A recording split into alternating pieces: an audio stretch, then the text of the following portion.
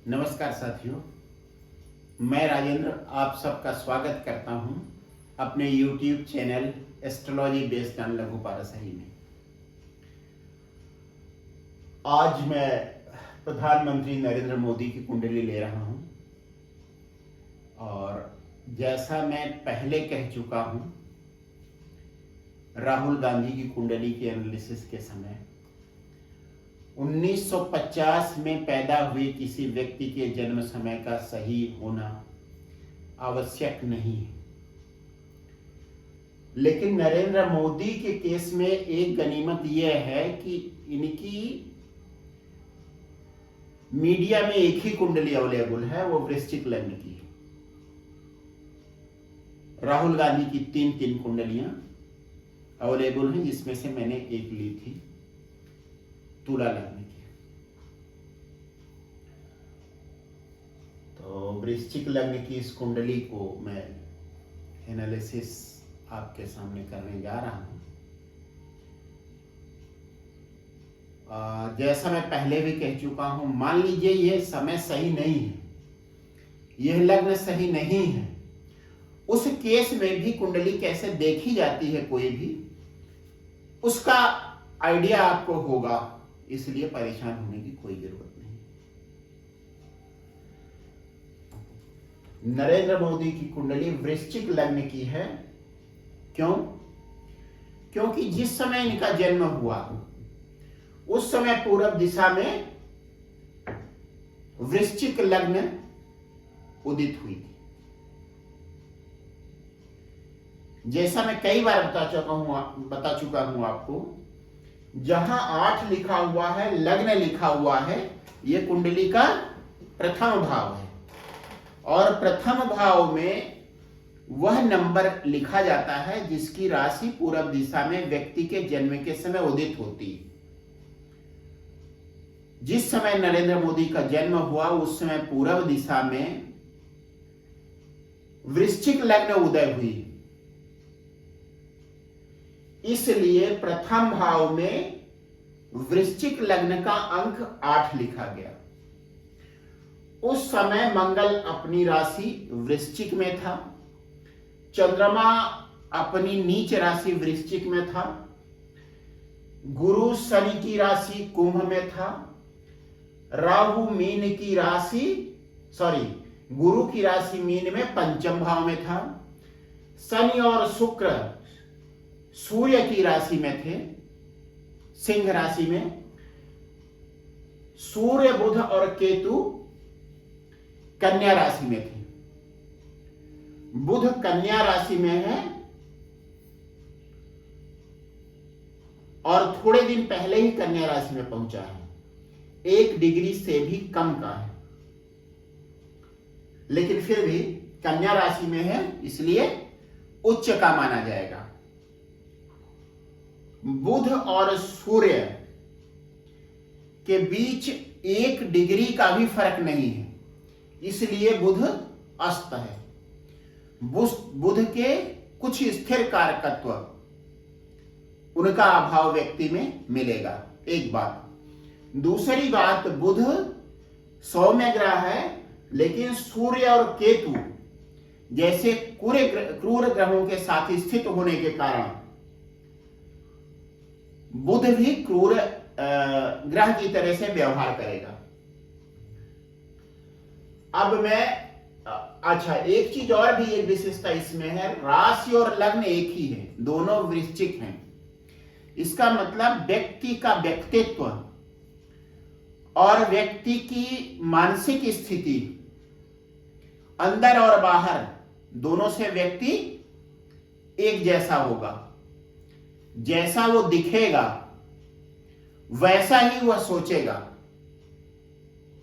करेगा क्या वह बात अलग है। वृश्चिक राशि के गुण मैंने लिखे हैं। वृश्चिक राशि कालपुरुष कुंडली के अष्टम भाव की राशि है। कालपुरुष की कुंडली मैंने आप सबको कहा है, उसे ढंग से समझ लीजिए।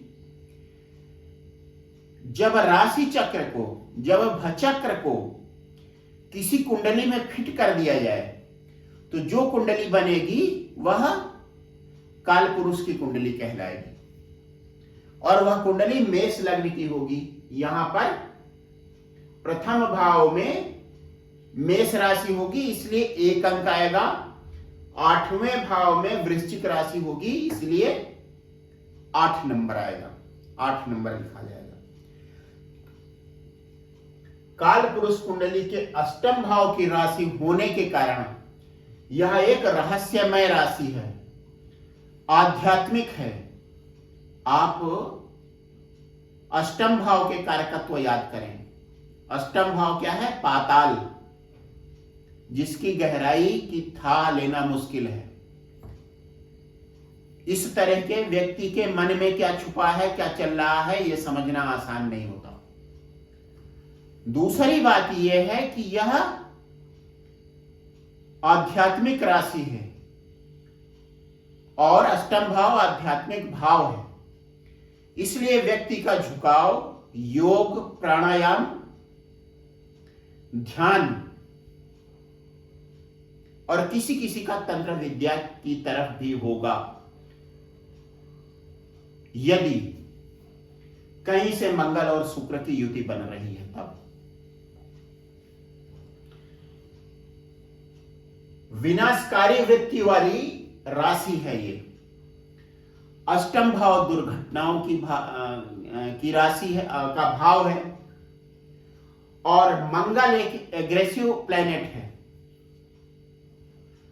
इस तरह से अगर वृश्चिक राशि में मंगल बैठा हुआ है तो व्यक्ति की विनाशकारी वृत्ति बनती है, और बहुत बार आत्महत्या के जो केसेज होते हैं उसमें से सबसे ज्यादा वृश्चिक लग्न के होते हैं, वृश्चिक राशि वाले लोगों के होते हैं। वृश्चिक राशि और वृश्चिक लग्न वाले लोगों के होते हैं। भावना प्रधान व्यक्ति होते हैं। दरअसल वृश्चिक जो है वो बिच्छू के लिए है, इसका चिन्ह बिच्छू है। बिच्छू में 2 तरीके की क्वालिटीज होती हैं। बिच्छू का डंक बहुत कठोर होता है, और जैसे ही उसके संपर्क में कोई व्यक्ति या कोई जीव आता है वह अपने आप ही उसे चुभ जाता है। लेकिन ऐसा माना जाता है कि बिच्छू का मुंह बहुत ही मृदु होता है, कोमल होता है, सॉफ्ट होता है, इसलिए इस राशि में सौम्यता भी है और कठोरता भी है। यह जल तत्व राशि है। वृश्चिक जल तत्व राशि है, लेकिन मंगल की राशि है, इसलिए मंगल की क्रूरता भी है। एक ऐसा क्रूर व्यक्ति जो भावना प्रधान है, अहंकारी वृश्चिक राशि के व्यक्ति और वृश्चिक लग्न के व्यक्ति होते हैं, दिखावा पसंद होते हैं, और दूसरी बात यह है कि चापलूसी पसंद करते हैं। पुराने समय में जो भूमिका भाट या भाण अदा करते थे, राजाओं के दरबार में होते थे, ऐसे लोगों से ऐसे व्यक्ति घिरे रहना पसंद करते हैं, और यही इनकी सबसे बड़ी कमजोरी होती है। तुलसीदास जी ने जो लिखा है, निंदक नियरे राखिए आंगन कुठी बिछाए, उसका ये कभी भी पालन नहीं करते, जिसका अर्थ ये होता है कि इन्हें अपने बारे में सही सही पता नहीं चल पाता कि ये गलत कर रहे हैं या सही कर रहे हैं। अब मैं आपके ऊपर छोड़ता हूं कि वृश्चिक लग्न और वृश्चिक राशि की ये जो गुण हैं हमारे प्रधानमंत्री पर कितने फिट होते हैं, कितने नहीं होते।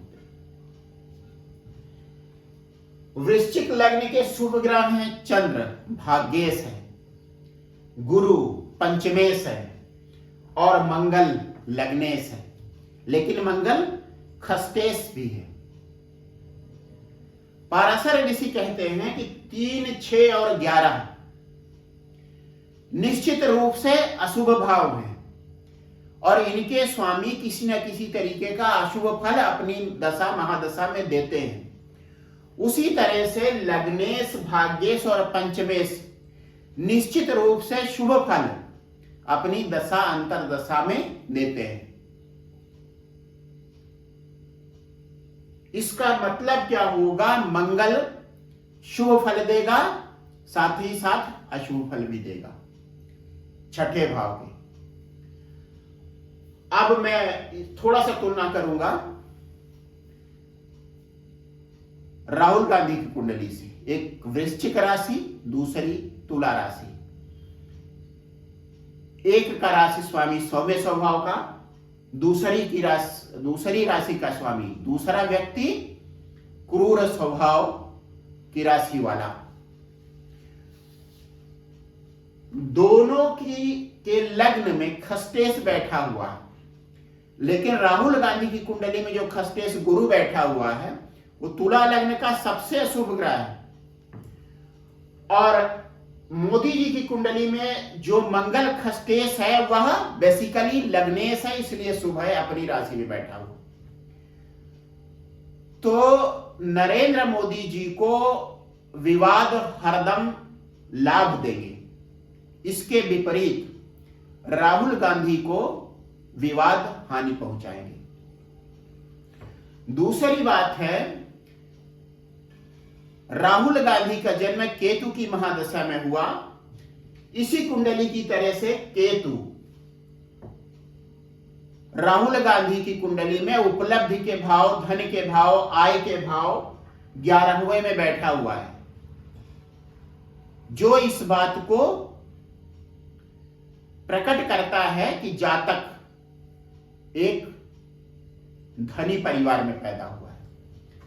नरेंद्र मोदी का जन्म शनि की महादशा, जो तृतीयेश और चतुर्थेश है,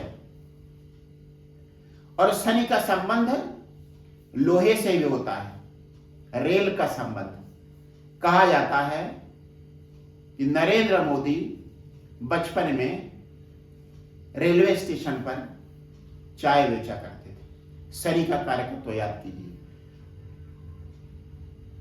शनि, अगर हम बात करें उसके जो नैसर्गिक कारकत्व है, बाधाएं, अवरोध, परेशानियां, और अगर बात करें वृश्चिक लग्न की कुंडली में तो तृतीयेश और चतुर्थेश ऐसा प्लेटफॉर्म, ऐसी जगह जहां शनि से रिलेटेड कुछ कुछ एक्टिविटीज होती हैं। शनि लोहे का पर्याय है। तृतीयेश लगातार प्रयास की आवश्यकता, अपने बल पौरुष को संजो के रखना, बनाए रखना और उसका प्रदर्शन करना, तभी काम चल सकता है।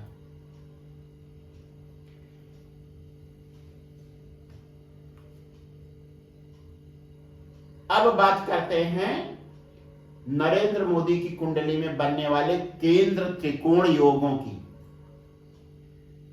मतलब कहां कहां विष्णु लक्ष्मी का मिलन नरेंद्र मोदी की कुंडली में हो रहा है, हो भी रहा है कि नहीं। सबसे पहली युति है चंद्र मंगल, भाग्येश और लग्नेश। चूंकि लग्नेश केंद्र और त्रिकोण दोनों हैं, तो ये अपने आप में केंद्र त्रिकोण योग बनाता है। उसके साथ साथ भाग्येश चंद्र भी शामिल हो गया है, और ये बन कहां रहा है? लग्न में। इस कुंडली का सबसे शक्तिशाली भाव लग्न बन गया है। चंद्र मंगल युति के कारण लग्नेश और भाग्येश की युति, वो भी प्रथम भाव में, जो केंद्र भी है और त्रिकोण भी।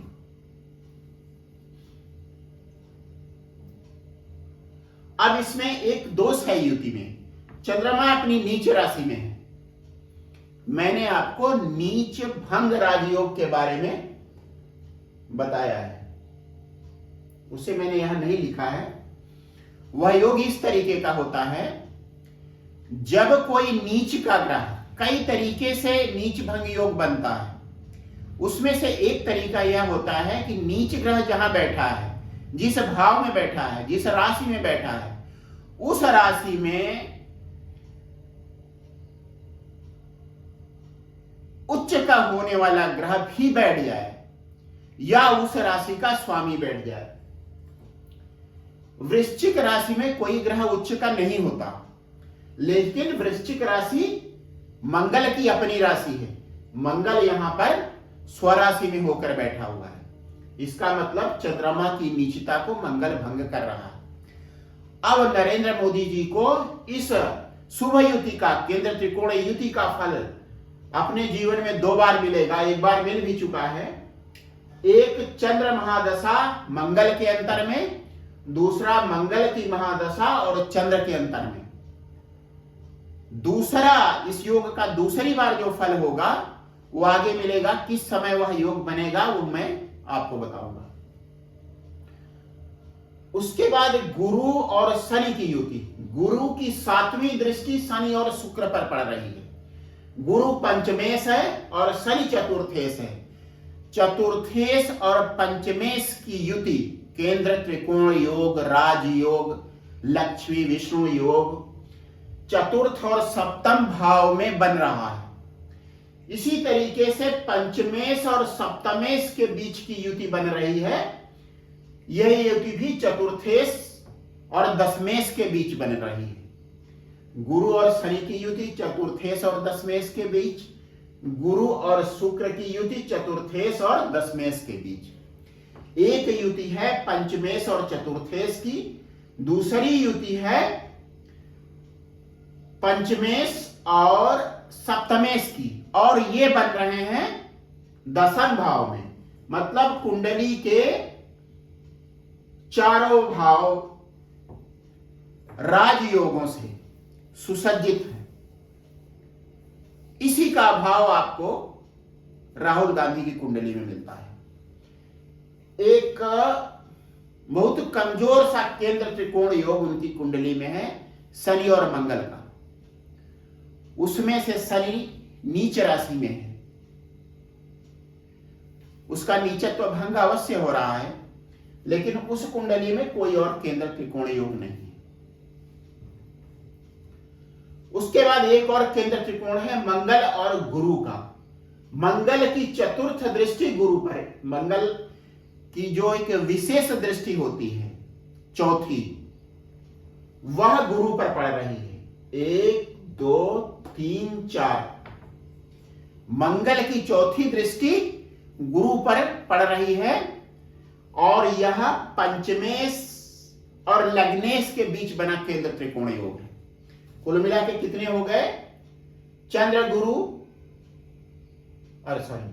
चंद्र मंगल, गुरु शनि, गुरु शुक्र, मंगल गुरु।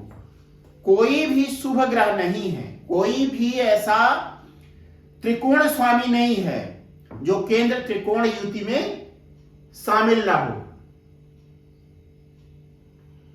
और त्रिकोण स्वामियों में केवल सूर्य ऐसा है जो केंद्र त्रिकोण योग में नहीं शामिल है, लेकिन वह बुध के साथ धन योग में, उपलब्धि के योग में, प्रतिष्ठा प्रदान करने वाले योग में शामिल हो गया है।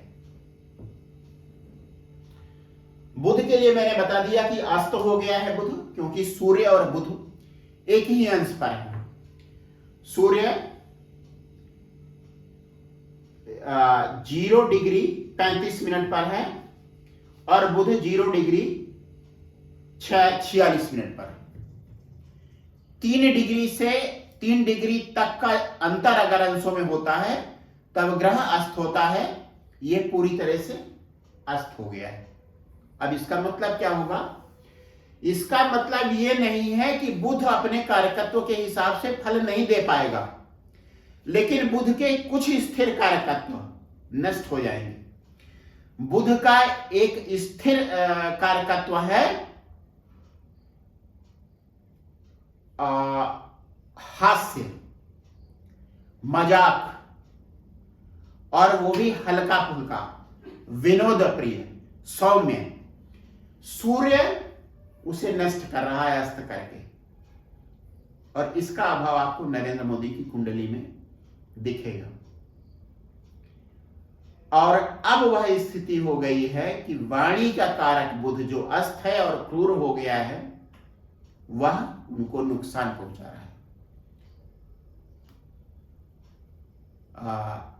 ये कहा जाता है कि प्रधानमंत्री मनमोहन सिंह बोलते ही नहीं थे और नरेंद्र मोदी जी चुप ही नहीं होते हैं। लगातार बोलना इनकी आदत है और उसमें बहुत बार कुछ गलत डाटाज जो हो सकता है वो जानबूझ के देते हों और हो सकता है गलती से उनके मुंह से निकल जाते हों,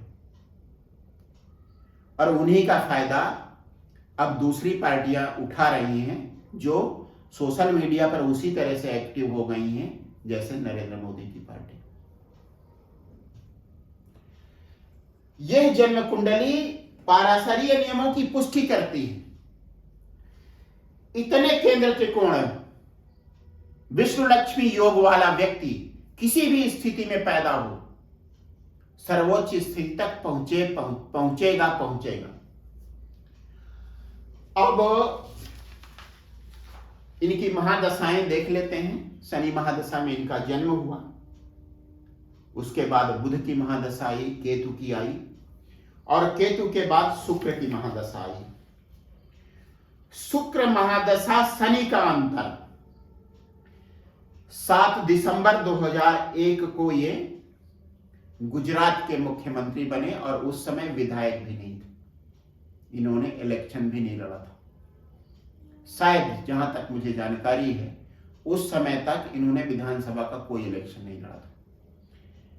एक नियम आप समझ लीजिए, शुक्र महादशा में शनि की अंतरदशा और शनि की महादशा में शुक्र का अंतर विशेष फल देने वाला होता है, और यह अंतर, यह फल इस तरीके का होता है जो व्यक्ति का जीवन बदल देता है। शनि महादशा शुक्र के अंतर में प्रधानमंत्री इंदिरा गांधी अपना इलेक्शन हार गई थी, और शुक्र की महादशा शनि के अंतर में नरेंद्र मोदी पहली बार गुजरात के मुख्यमंत्री बने थे 7 अक्टूबर 2001। उसके बाद आया शुक्र और बुध। शुक्र और बुध द्विद्वादश संबंध। शुक्र से दूसरा भाव है कन्या जिसमें बुध बैठा है, और बुध से 12वें भाव में शुक्र बैठा है, और बुध अष्टमेश है, एकादशेश और अष्टमेश अस्त है, सूर्य और केतु से घिरा हुआ है और इसी वजह से क्रूर हो गया है। शुक्र महादशा में बुध के अंतर में गुजरात के दंगे हुए, जिसका अपयश नरेंद्र मोदी को पूरी दुनिया में मिला और वह कभी भी उनका पीछा नहीं छोड़ेगा। लेकिन उस दंगे से क्या नरेंद्र मोदी को मिला? छठा भाव, सूर्य बुध और केतु की युति। उस दंगे ने वो बैकग्राउंड तैयार कर दिया जिसने नरेंद्र मोदी को अजात शत्रु बना दिया, जिसे कोई जीत ना सके।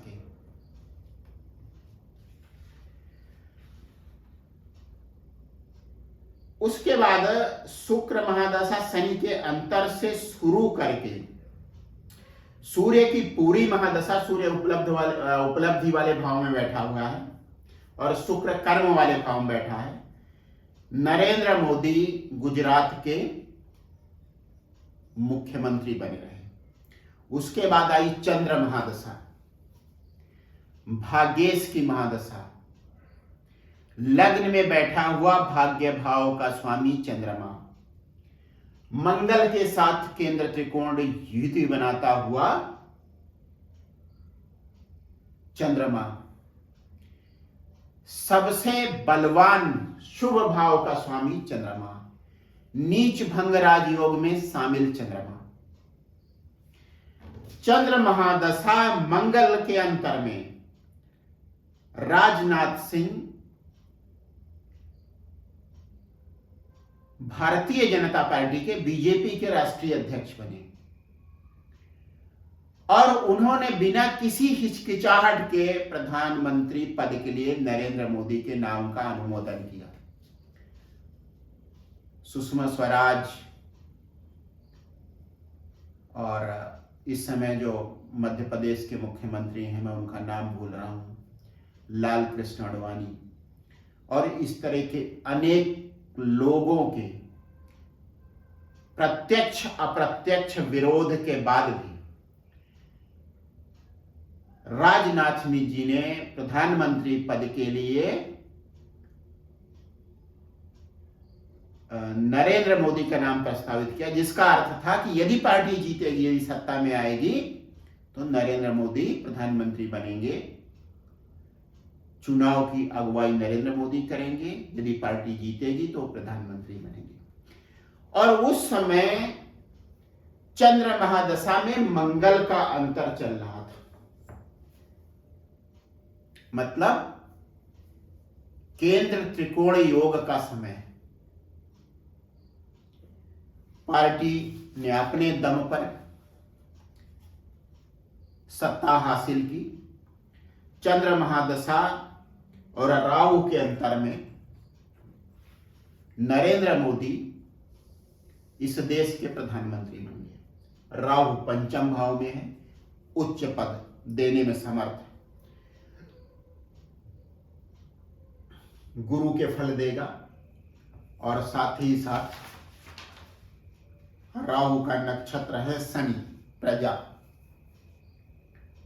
प्रजा ने हाथों हाथ लिया नरेंद्र मोदी को और वे निर्विवाद रूप से भारत के प्रधानमंत्री बन गए। उसके बाद चंद्र महादशा केतु का अंतर है। केतु उपलब्धि के भाव में बैठा हुआ है सूर्य और बुध के साथ। वे दोबारा प्रधानमंत्री पद पर चुने गए।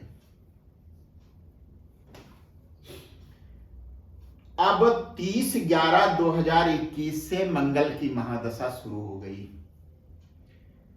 चंद्र महादशा सबसे बलशाली शुभ भाव की महादशा चंद्र, और सबसे कम बलशाली शुभ लग्नेश की महादशा मंगल के अंतर को आप स्पष्ट रूप से समझ सकते हैं।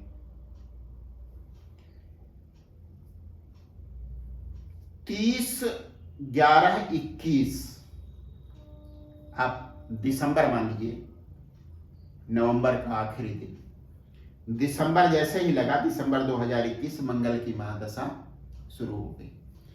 और उसी के बाद से मोदी जी के पास से उल्टे पड़ने लगे, विवाद बढ़ते चले गए।